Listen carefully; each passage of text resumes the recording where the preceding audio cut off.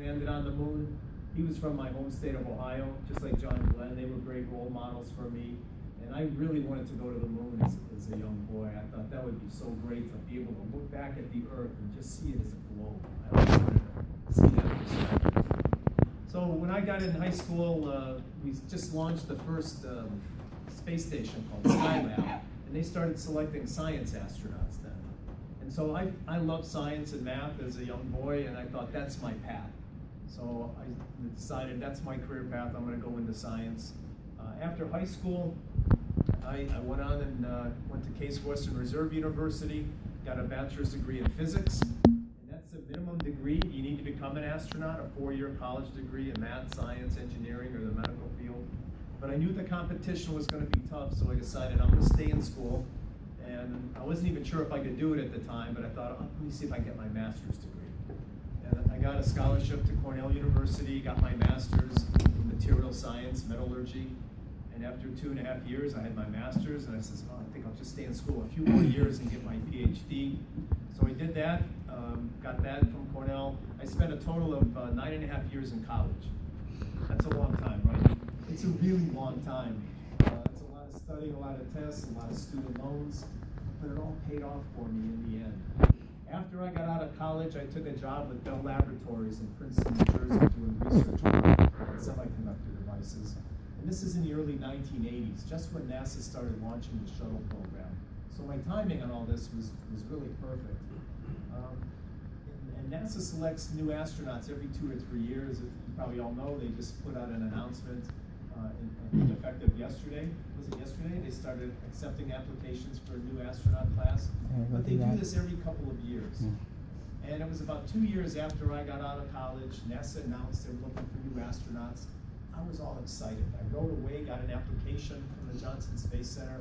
I filled it all out, I mailed it in, and I just sat back and waited. And I never heard anything from NASA that time. It was about 5 months later, I'm reading the New York Times, and there was a little article in there. And it said, there was a headline, it said, NASA selects 15 new astronauts. And I saw that, and I thought, well, that's kind of strange. They didn't call me. And I quickly read the article, and my name wasn't on the list. And that's when I realized this was going to be a lot harder than I ever thought it was going to be. I thought by working hard, doing my best, going to good schools, working for a good company, I thought I'd be a shoe in there. But that wasn't the case. I didn't give up. I decided to try again. 2 years later, there was another astronaut selection. I got another application, filled it out, and sent it in. And this time I heard back from NASA. I got a little postcard. And it said, "Dear Sir and or Madam, thank you very much for your interest. We had a lot of good candidates. We didn't select you, but good luck in the future." And I looked at that thing and I thought, you know, my grandmother and I have the same chance of becoming an astronaut. That chance was 0. And I decided at this point, I need to do more to get noticed by NASA. I wasn't even getting close in the competition. So I was an engineer, that was my background, and what I did is I looked into the backgrounds of the people making it into the program. I got turned down twice. But I looked in, okay, what do those people have? What's their background that I don't have? There were some clues there for me. Most of the astronauts, the civilians that they were selecting, you know, had flying experience. It wasn't a requirement, but it seemed to help a little bit. So I decided I'm going to get my private pilot's license. And I did that and got my instrument rating. I also looked and noticed that most of the astronauts they selected had some skydiving, parachuting experience. It wasn't a requirement, but it seemed to help. So I did that a few times. I taught a university course. That seemed to be experience NASA was looking for as well. I learned how to scuba dive. So I tried to do all these little things that help a little bit.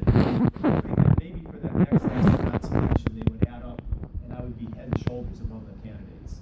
So I did all those things, and about 3 years later, another astronaut selection. I sent my application in, and this time NASA called me up and they invited me to Houston for a week of medical tests and an interview.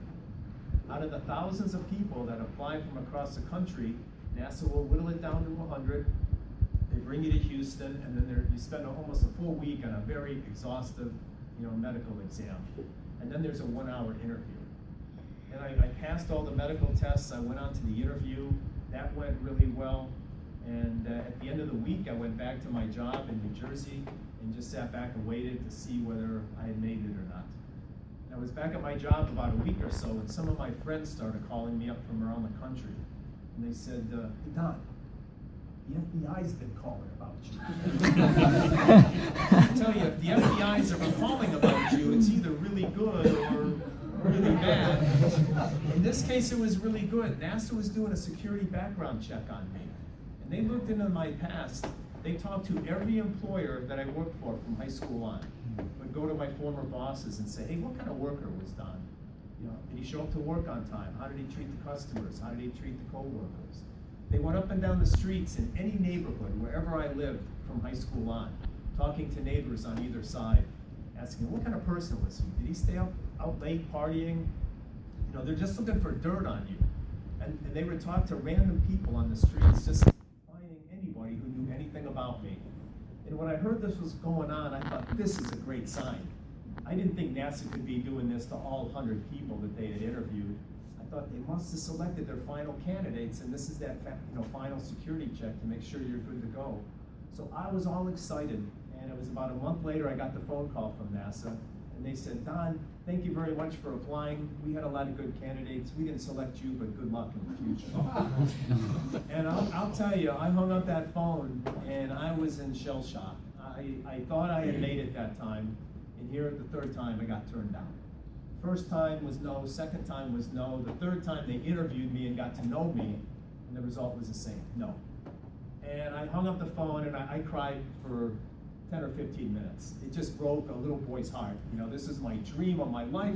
I had given it everything I had. I had tried and tried and tried, and here NASA for the third time said no. There was a really strong message for me from NASA, right? We don't want you.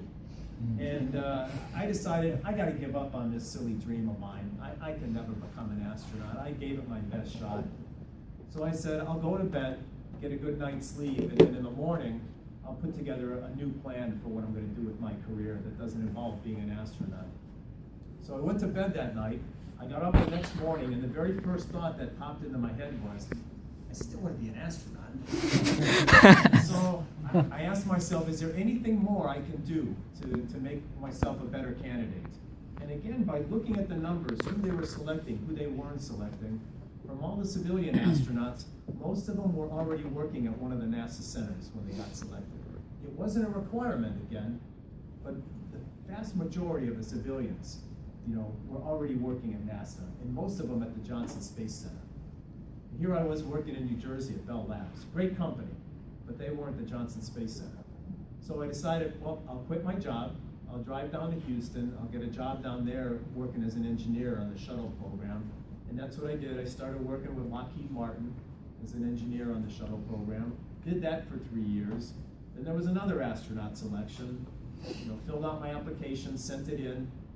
I made the group of 100 finalists and went through the medical tests and the interview, passed all the medical tests.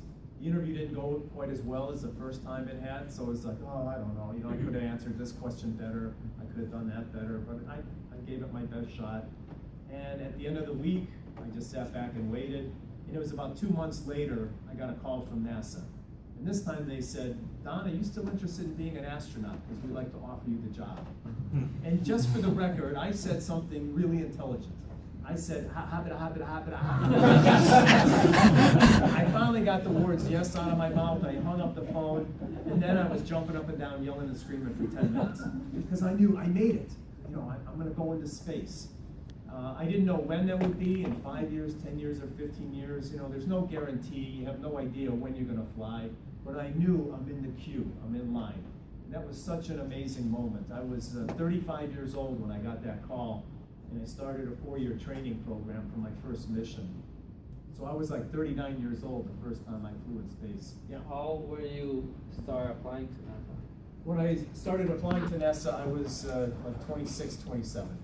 Just out of college, after I got my PhD. You know, so it took me, you know, a number of years, almost 10 years in there, you know, applying, waiting, improving your background, you know, to get in there. So what is the lesson from all of this? What's the takeaway? Perseverance. Don't give up. That is the most important thing that I can pass along, not how fast the shuttle goes, anything else, you know, the details of space, but don't give up on your dream, whatever your dream is inside. Don't give up on that ever. It takes a lot of hard work. This stuff doesn't come easy. You know, I think you all know that. These are all hard workers you got here, Gary. But you know, if you're willing to work hard, you don't give up, you can accomplish anything you want to in your lifetime. So I went from this little boy dreaming of becoming an astronaut to getting selected on 4 space shuttle missions. This is the crew from my last flight, which was back in 1997, so 18 years ago. And typically we'd fly in the shuttle with a crew of 5, 6, or 7. And in this crew, my commander right here was Jim Halsell. He was an Air Force test pilot, used to fly the SR-71 Blackbird spy plane. Oh my God. Our pilot on the mission right here is Susan Still. Today her name is Susan Kilrain. And Susan is a pretty unique individual. She was only the 2nd woman to pilot the space shuttle. She was one of our country's top Navy fighter pilots. So it was really an amazing opportunity for me to fly with her. And then we've got 5 science astronauts. We're called mission specialists and payload specialists. Our job is to do the science on board. We work the robotic arm if there's a need for that. We would do spacewalks, deploy satellites. So we each have our area of specialty on the crew. I'm sure you don't recognize this guy right there, but that's the way I used to look 18 years ago before glasses, gray hair, wrinkles, and a few pounds in the middle. No laughing about that. Yeah. Okay. I took this picture the night before my first mission. I went out to launch pad 39A about midnight or so with another one of the astronauts. We went up right to the base of the shuttle. And I can't tell you how amazing it was just to stand there at the base of your space shuttle, all lit up like that. As I stood there gazing up at this thing, I had incredible butterflies in my stomach. I was a little bit nervous, I was a little bit scared, but mainly really excited, knowing in 12 hours I'm going to be sitting inside that thing blasting off. And I almost couldn't believe where I was and what I was about to do. So the big orange tank is our fuel tank for the shuttle. You probably know the details. It holds about 500,000 gallons of liquid oxygen, liquid hydrogen fuel that feeds 3 engines.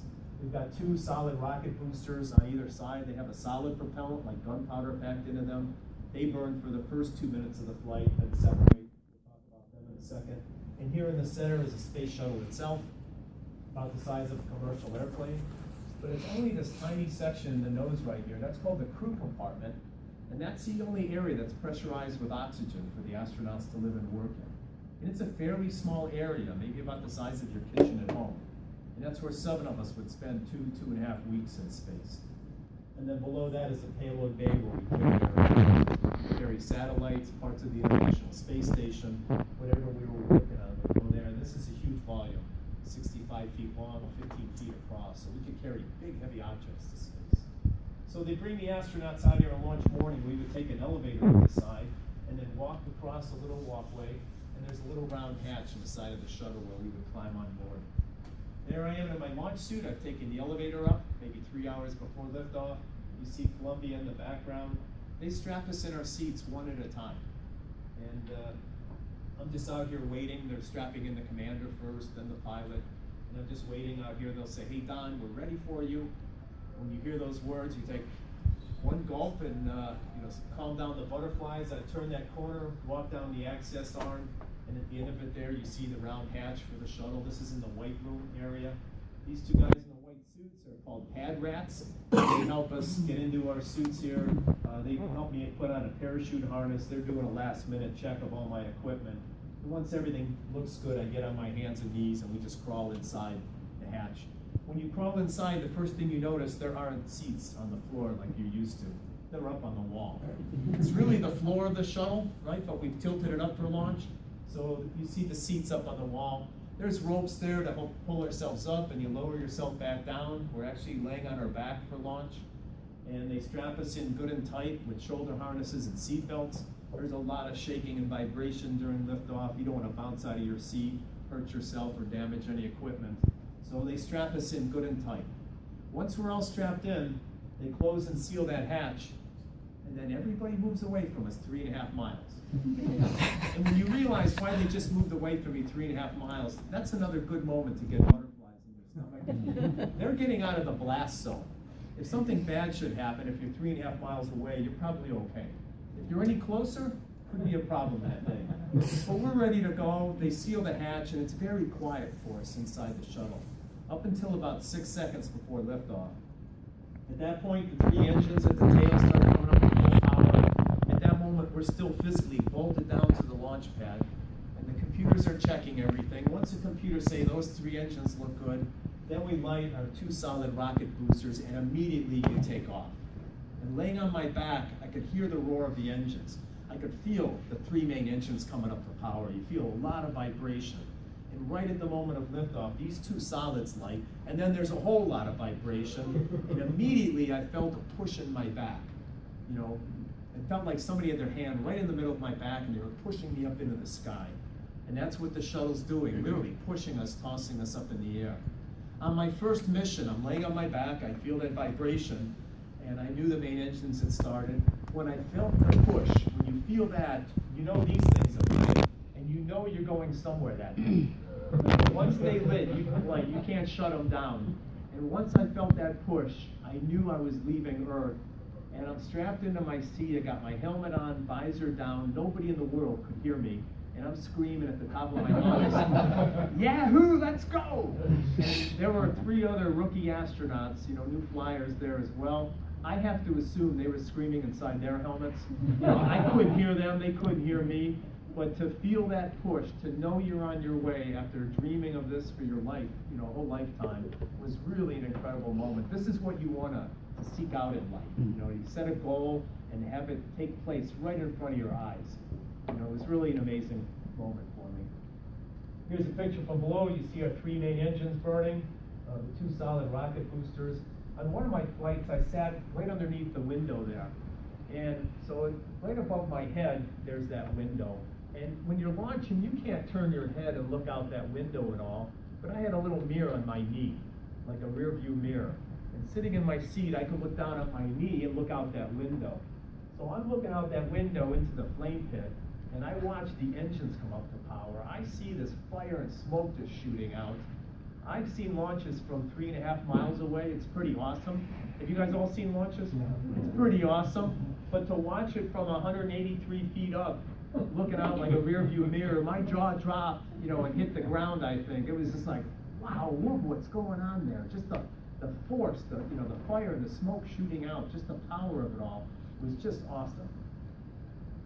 This picture is taken from a NASA chase plane a few miles away. We launched right along the coastline here at the Kennedy Space Center. This is pad 39A and 39B. The shuttle itself is just a tiny dot. You can barely see it here, but you can see the bright flame from the solid rocket boosters, nearly 1/4 mile long. Then 2 minutes into the flight, we're about 25 miles up in the air. At that point, we're traveling nearly 3,000 miles an hour. Our 2 solid rocket boosters separate, fall back to Earth. They would splash down, land in the Atlantic Ocean about 150 miles off of Cape Canaveral. And NASA would recover those, haul them back to the Kennedy Space Center where they would clean them up, load them up with new fuel, and use them again. So at this point, we have our space shuttle right here. The 3 white dots are the 3 engines that are burning. This fuzzy patch there is our big fuel tank, and that's going to take us the rest of the way to space. 8.5 minutes after liftoff, the engines shut down. It's perfectly quiet for a second. Then there's a big kaboom. We fire some explosive bolts, and the shuttle would separate from that fuel tank. And this thing would just fall back in the atmosphere and burn up like a shooting star. It was the only part of the shuttle we did reuse, and that would leave us then with the space shuttle orbiting the Earth. It only takes 8.5 minutes to get to space. That was amazing. It took me more than 8.5 minutes to get to the But in 8.5 minutes, you could be 200 miles above the Earth, and at this point, we're traveling at a speed of nearly 18,000 miles an hour. That's 5 miles a second. So I drove up tonight from Kennedy Space Center after work, and it's, 55 miles, 60 miles, something like that. It took me about an hour, a little more than an hour. And I've been traveling at the speed of the shuttle, it's like a 9 or 10 second trip. This is the way to travel in life, isn't it? We go so fast that we orbit the Earth every hour and a half. On 3 of my missions, we had a science module in the back of the payload bay called Space Lab. And during the Space Shuttle program, we flew maybe, 20-some missions that were called Space Lab. And these were dedicated science missions. So once we got to space, we could open up a hatch, float back there to our science module, and we'd work on different experiments. And typically during a 2-week mission, we'd work on 100, 150, 200 different experiments. And these were from scientists across the United States and around the world. I want to tell you quickly about 2 of these. You guys are all familiar with the shape of a candle flame, right? It comes up to a point. And you know why it comes up to a point? Because of gravity. But what does hot air do here on Earth? It rises because it's lighter. And cold air is more dense and settles down. And it's that hot air rising around the candle flame that draws the flame up to a point. You put your hand above it, you feel that hot air coming up. You put your hands below it, it's much cooler. Well, in space without gravity, hot air doesn't rise. Cold air doesn't settle. So instead of a flame being drawn up to a point like you're so used to seeing, in space a flame will burn perfectly round. What you're looking at here is a little pink droplet of butane fuel. It's like what we have in a disposable lighter. When we lit it on fire, and that blue ball or halo that you see there is a flame burner. And it'll just float in the air. It'll burn perfectly spherical, like you see here. It'll consume all the oxygen around itself and then self-extinguish. Here on Earth, when you got that hot air rising, it's always bringing in cold, fresh oxygen, but that doesn't happen in space. So we burn up all the oxygen and it goes out all on its own. Scientists study things like this in space. They're trying to understand some of the basic fundamentals of combustion, how do things burn. And maybe from these experiments we can improve our burning processes, here on Earth for power plants, automobiles, things like that. Here's another experiment. We do a lot of life science experiments up there. This is a Japanese red-bellied newt. And the newt laid eggs. We put the eggs in little chambers. And just look how they grow and develop in zero gravity. What they were looking for in this experiment, the gravity sensor in a salamander is called the autolift. And the scientists were wondering, how does that grow in space when there's zero gravity?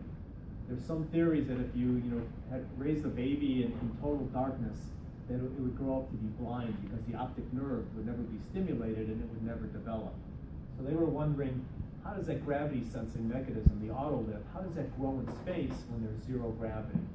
And what they saw on this mission, just over a 2-week period, that the autolift grew twice as big as it normally would in a salamander here on Earth. It was as if it was trying to sense gravity and it couldn't, so it kept growing larger and larger. This is Jackie Mukai, the first Japanese woman in space, and I flew with her on my first mission. And in space, you don't walk around like we're used to doing here. When you want to move around in space, it's a little push with your finger, the smallest little push. And you go sailing through the air like Superman or Superwoman. And you keep sailing until you hit a wall or until you reach out and grab a hold of something. If you like doing somersaults, you can start flipping in the air. And you go round and round all day until you get tired and you reach and stop yourself. Yeah. Is there like a steep learning curve for getting around the ISS?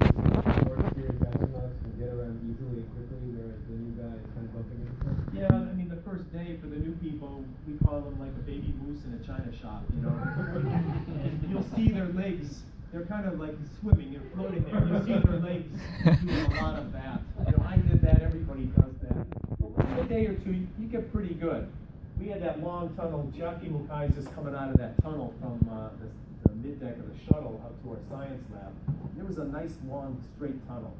And we used to try to float through there, without touching the walls and see if you could put a little roll maneuver in there. And we got better and better at doing things like that.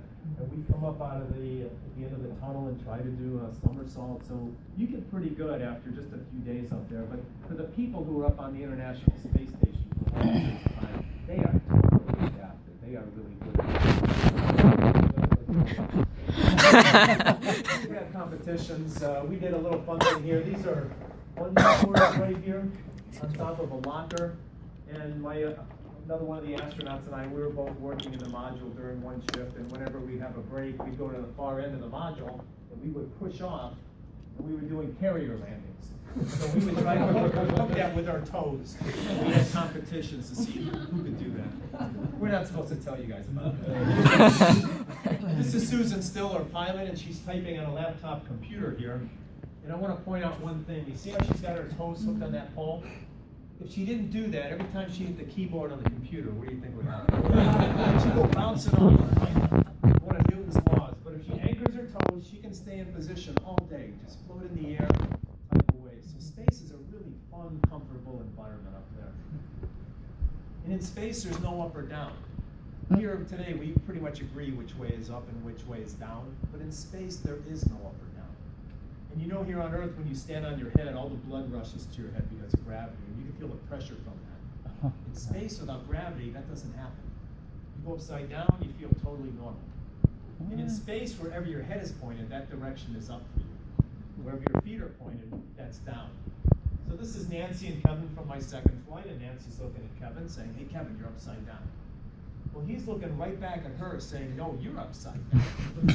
In the world, she's the one that appears to be upside down. If we were in space right now, I could slowly push off and sit down up there. That would become my floor, and I would look at all of you and say, "You're all sitting on the ceiling here." And you'd be looking up at me and saying, "You crazy astronaut, you're up on the ceiling." So however you orient yourself, wherever your head is pointed, that direction is up. You never feel like you're upside down, it's everybody else in the room. That tells you just a little something about the ego of an astronaut, doesn't it? It's not me, it's you. This is our food station. Our food is freeze-dried because we don't have a refrigerator or freezer. So it's all freeze-dried food. We bring it over to a little food station. There's a needle that'll poke into these little packages. We can inject water in there. That dry, hard food will absorb that water, soften up, and after a few minutes, it's ready to eat. The food is okay up there. It's not delicious. I tell people I would never go to a restaurant that serves space food, but it's okay up there. For drinking in space, we drink out of little foil pouches, like you see here, like a Capri Sun juice drink, any of the juice bags or juice boxes. We can't drink out of the bottles of water like you have here. If I took a bottle of water in space, took the top off, you tip it upside down, nothing would happen. Without gravity, that liquid's not gonna fall or pour out. So we drink out of these foil pouches. They have powdered lemonade, powdered coffee, powdered tea, powdered orange juice. Bring it over to that food station, you fill it with water, mix it up, poke a straw in there, and just squeeze it in your mouth. In this picture, I got a bag of tropical punch in my hand. You see the red straw there, and I squeezed that bag of punch, and some of it got away from me. And what looks like a red golf ball is actually a blob of tropical punch. It's from a force called surface tension. It draws the liquid into a sphere. Here on Earth, gravity dominates liquids, and it just flattens them out. But in space, the next strongest force is surface tension. And you'll see this force every now and then when it rains on a leaf of a plant. You'll see the water droplets and little round balls there. That's from surface tension. And it would just float there, perfectly round. You can go up to it, gobble it down. The more polite astronauts will take a straw, poke it in there, and you see it get smaller and smaller and disappear. Or if I just left it alone and did nothing, it should slowly evaporate and disappear. Sleeping's a little different. The inside of the shuttle's pretty small, and we didn't have dedicated bedrooms. So when it's time to go to bed, we would attach a sleeping bag with a couple of clips on the wall there. You just float up there, slip inside, zip it up, and you go to bed. We wear the dark eye shades because we go around the Earth every hour and a half. You get 45 minutes of daylight, 45 minutes of nighttime. You don't want the sun coming in your eyes all the time. You need to wear the eye shades. We have these dark blue straps around the waist. We could tighten these up, and it would pull your back up against the wall of the shuttle and put a little pressure on your back. Because if you're just floating in the air to go to sleep, it feels really weird. You're so used to having pressure on your body laying on your bed here on Earth that when you take that away, it feels really odd. So we would tighten up those straps the first couple of days, pulls your back up, feels a little more normal. We had an elastic band, like a sweatband, over your forehead. It would pull your head into a pillow, again, just to put a little pressure on your head, because it feels a little strange when your head is just floating there and you're trying to sleep. Most of the astronauts, at least one night, they'll put their sleeping bag up on the ceiling just so they can come back and tell their friends, one night I slept on the ceiling. And you're telling the truth, right? I can tell you're not impressed. Does anybody ever sleep just floating? Has anybody ever managed to sleep just floating? You can sleep just floating, especially after a few days. But what would happen if I was just here floating? Slowly over time, the air currents are going to suck me up to like an air intake because we're circulating the air all the time. So along the way, you may bump into somebody else because it's very small. You'll bump your head in there, get your nose in with the dust. So you typically, in that sleeping bag, you can loosen the straps, but you would just kind of float inside that. I never saw people just free floating trying to sleep because again, you're going to travel to the air ducts there. So for cleaning up in space, we don't have a shower, we don't have a bathtub, we don't even have a sink like you have in your kitchen or bathroom at home. So when it comes time to clean up, we have some of those drink bags that I showed you, and instead of having powdered juice in them, a few of those will have powdered soap. We would add hot water, mix up a bag of hot soapy water, and just put it on a washcloth and give yourself a sponge bath. For washing your hair, we have this special shampoo called no-rinse shampoo. And this stuff was developed for people in the hospital who can't get out of bed to take a shower. It's very easy to use, doesn't require any water. All you do is squirt some of it in your hair, you work up a lather, and then you take a towel and pat it dry and you're done. Very easy. I took this picture, I love the bottom line on this bottle. It's a little hard to read, but it says, for beautifully clean, full-bodied hair. I just want to show you what that looks like here. This is Susan or pilot. Anybody with longer hair float all over up there. And I'm not picking on Susan here. Even my short hair floats all over. We say that every day in space is a bad hair day. I don't know if I have another picture of granddaddy of all bad hair days in space. Right here. Wow. That's Marcia Ivins, one of our shuttle astronauts. She flew on 5 missions, had really long hair. She wouldn't leave it like this normally during the mission, otherwise for the rest of us it'd be like scuba diving through seaweed. She put it in a ponytail, but just this is what she did for the picture. Exercise is really important in space. As I'm standing up here today, this evening, I'm using my leg muscles to walk around to fight gravity. In space, it's a little push with my finger and I sail through the air. And everything is weightless up there. I can lift this table with one finger. So we're not using our muscles at all. We had a little bicycle we'd ride every day on the shuttle for about 45 minutes. We just get your heart muscle going, get your leg muscles working so that when you come back to Earth at the end of the mission, you're still in decent shape. For our astronauts up on the International Space Station, they exercise 2 to 3 hours a day. That's a huge amount of exercise when you think about that, a big part of their day. But even that is not enough. They still come back to Earth with weakened muscle, weakened bones, and we're still trying to figure out, okay, what's the best exercise? How do we keep our astronauts healthy up there for these trips to Mars in the future? When I would pedal this bike, right above my head, there would be another one of the windows, the overhead windows in the shuttle.